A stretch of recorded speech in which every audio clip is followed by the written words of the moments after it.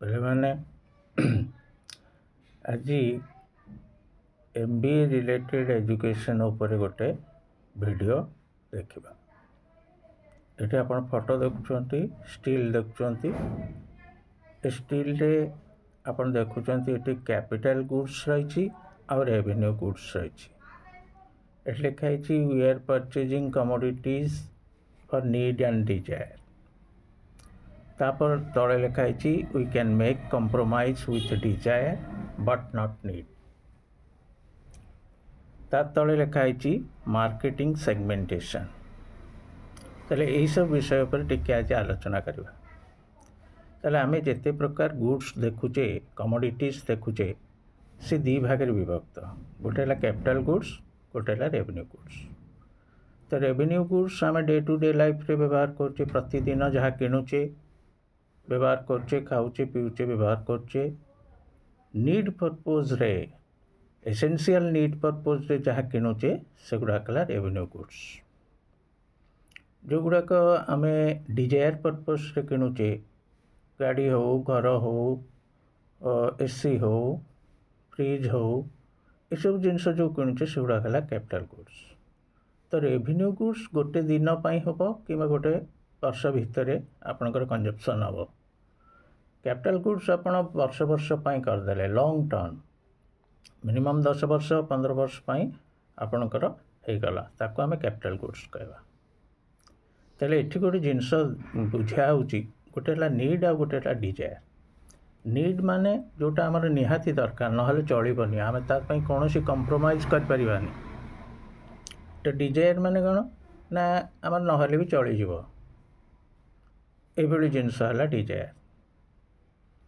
तेणु ये गोटे जिनस लेखाला, प्रोफेसर लिखिले जो we can make compromise with desire but not need.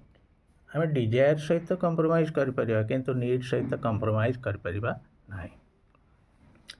तेले आमर ये रोचे marketing segmentation.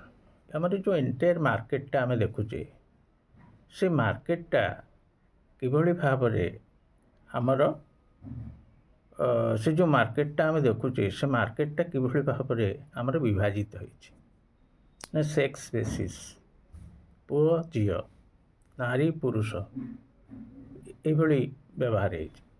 Religion basis, Hindu मुस्लिम ख्रिस्टियान सिख बौद्ध जैन, ये व्यवहार है। कल्चर बेसिस, आमे ब्राह्मण आमे कौन व्यवहार करवा, आमे शूद्र आमे कौन व्यवहार करवा, आमे चाषी आमे कौन व्यवहार करवा। तो ये भाव कल्चर बेसिस रे मार्केट विभाजित है। Income basis. इनकम बेसिस कौन ना, इनकम बेसिस है तुम्हें आमर 4टा कैटेगोरी लेबर रोचे। 4टा कैटेगोरी लेबर कौन ना, मिनिमम वेजेस पाचे, ताले अनस्किल्ड पाचे, अनस्किल्ड लेबर गोटे, स्किल लेबर गोटे, सेमी स्किल्ड लेबर गोटे, आ गोटे हाईली स्किल्ड। ताले आमे 300 रु 750 पर्यंत प्रत्येक दिन लेबर पाचे, लेबर रु पैसा पाचे, से अनुसार आम खरीदारी कर। तो इनकम बेसिस रो सेगमेंटेशन।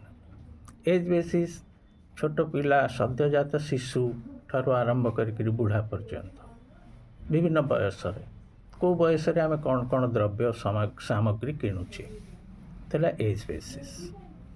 तेणु आम सब जिनस को नजर रखिकी आम व्यवसाय करवा। ये सब किए मोर किणव, को एज रो लोक मोर प्रोडक्ट टी किणव, किए व्यवहार कर, एक आम नजर करवा। तो मार्केटिंग सेगमेंटेशन अनुसार तापर गोटे जिनस रहा मार्केटिंग मिक्स। मार्केटिंग मिक्स कौन ना, बाजार रे गोटे दुकान रे आम बहुत प्रकार प्रोडक्ट देखुचे, सीटा बाजार रे गोटे द्रव्य बिका होनी, हजार हजार प्रकार द्रव्य बिका हो।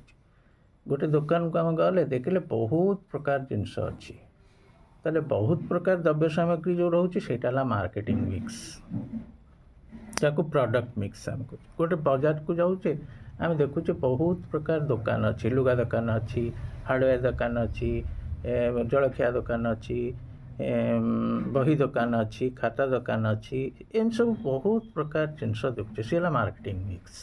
ପ୍ରଡ଼କ୍ଟ ମିକ୍ସ କ'ଣ ନା ଗୋଟେ ଦୋକାନକୁ ପଳେଇଲେ ଦେଖିଲେ ତା ଦେହରେ ଡିଆସିଲ୍ ଅଛି, ତା ଦେହରେ ତେଲ ଅଛି, ତା ଦେହରେ ସାବୁନ ଅଛି, ତା ଦେହରେ ବହୁତ ପ୍ରକାର ଜିନିଷ ଅଛି। ତ ଇଏ ହେଲା ତୁମର ପ୍ରଡ଼କ୍ଟ ମିକ୍ସ। ପ୍ରାଇସ୍ ମିକ୍ସ କ'ଣ ନା ଗୋଟେ ଦୋକାନକୁ ଗଲେ ଟଙ୍କିକିଆ ସାମ୍ପୁ ଠାରୁ ଆରମ୍ଭ କରିକି 500 ଟଙ୍କା ପର୍ଯ୍ୟନ୍ତ ଜିନିଷ ସିଏ ରଖିଛି। ତାହେଲେ ସେଗୁଡ଼ାକ ହେଲା ତୁମର ପ୍ରାଇସ୍ ମିକ୍ସ। ଅର୍ଥାତ୍ 1 ଟଙ୍କାରୁ ଆରମ୍ଭ କରିକିରି 100 ଟଙ୍କା 500 ଟଙ୍କା ପର୍ଯ୍ୟନ୍ତ ଦ୍ରବ୍ୟ ସେ ତା ଦୋକାନରେ ରଖୁଛି। ସେ ହେଲା ପ୍ରାଇସ୍ ମିକ୍ସ।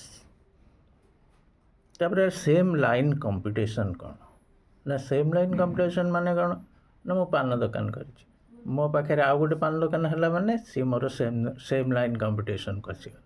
ମୁଁ ଗୋଟେ ବହି ଦୋକାନ କରିଛି, ମୋ ପାଖରେ ଆଉ ଗୋଟେ ଲୋକ ବହି ଦୋକାନ କଲା, ସେମ୍ ଲାଇନ୍ କମ୍ପିଟିସନ୍ ହେଇଗଲା।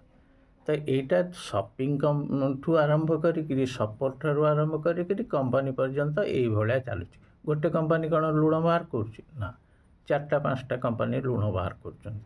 ତାହେଲେ ସେଇଟା ସେମ୍ ଲାଇନ୍ କମ୍ପିଟିସନ୍। ଗୋଟେ କମ୍ପାନୀ କ'ଣ ଗୋଟେ ଶାଢ଼ୀ ବାହାର କରୁଛି ନା। ତ ମନୋପଲି ନାହିଁ ଆମ ମାର୍କେଟରେ। ଗୋଟେ ହେଲା ମନୋପଲି, ଆଉ ଗୋଟେ ହେଲା ଅଲିଗୋପଲି। ତ ମନୋପଲି ମାନେ ମୁଁ ଏକୁଟିଆ ବେପାର କରୁଛି, ଆଉ କେହି ନାହାନ୍ତି ମୋ ସାଙ୍ଗରେ କମ୍ପିଟିସନ୍ କରିବାକୁ, ସେଇଟା ହେଲା ମନୋପଲି। ଅଲିଗୋପଲି ମାନେ କ'ଣ ନା ଗୋଟେ ବହୁତ ପ୍ରକାର ଲୋକ ଗୋଟିଏ ବ୍ୟବସାୟ କରୁଛନ୍ତି। ତାହେଲେ କିଏ ରେଟ୍ କମାଇ ଦେଉଛି, କିଏ କେତେ ପ୍ରକାରର ଟ୍ରିକ୍ ଆପ୍ଲାଏ କରୁଛି। ତ ଏସବୁ ଜିନିଷ ହେଲା ତୁମର ମନୋପଲି ଆଉ ଅଲିଗୋପଲି। ତାହେଲେ ସେମ୍ ଲାଇନ୍ କମ୍ପିଟିସନ୍ ମାନେ କ'ଣ? ସେମ୍ ଲାଇନ୍ କମ୍ପିଟିସନ୍ ମାନେ ଗୋଟେ କମ୍ପାନୀ ବିସ୍କୁଟ୍ ବାହାର କରୁନି, 100ଟା କମ୍ପାନୀ ବିସ୍କୁଟ୍ ବାହାର କରୁଛନ୍ତି। ତାଙ୍କ ଭିତରେ ପ୍ରାଇସ୍ କମ୍ପିଟିସନ୍ ଅଛି, ତାଙ୍କ ଭିତରେ କ୍ୱାଲିଟି କମ୍ପିଟିସନ୍ ଅଛି, ତାଙ୍କ ଭିତରେ ବିଭିନ୍ନ ପ୍ରକାର କମ୍ପିଟିସନ୍ ରହୁଛି। ତେଣୁ ଆମେ ପ୍ରଥମ ଜିନିଷ ବୁଝିବା ମାର୍କେଟ୍ ସେଗମେଣ୍ଟେସନ୍ ଅନୁସାରେ ଆମର ବେପାରକୁ ଆମେ ଆଗକୁ ବଢ଼ାଇବା। ଆଜି ଏତିକି, ପୁଣି ପଛରେ ଆଲୋଚନା କରିବା।